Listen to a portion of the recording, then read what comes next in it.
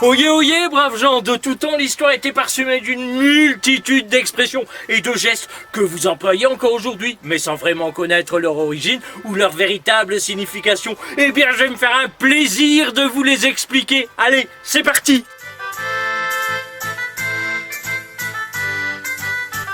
Aujourd'hui, nous allons voir une expression qui nous dit que nous sommes le volatile de la plaisanterie. Et c'est être le dindon de la farce.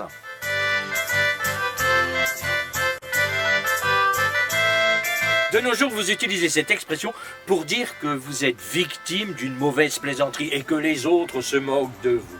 Par exemple, lorsque j'ai connu ma femme, j'ai cru qu'elle était une oie blanche, que c'était une colombe.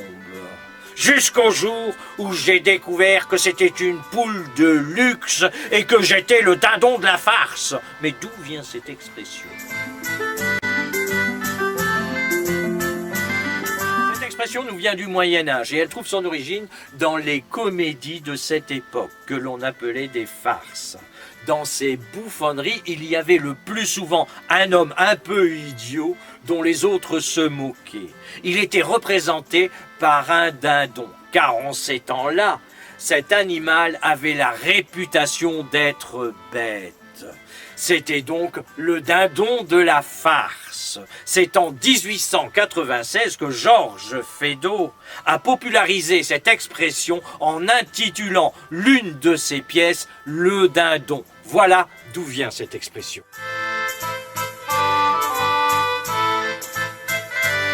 Donc, être le dindon de la farce, c'est être le bouffon de service, le bouc émissaire. Mais alors, lorsque le petit coq, qui nous prend pour des pigeons, qui nous fait devenir des moutons avec l'aide de ses poulets, lorsqu'il nous montre le miroir aux alouettes, là, je pense que nous sommes les dindons de la farce. Allez, au revoir et à bientôt. Au revoir.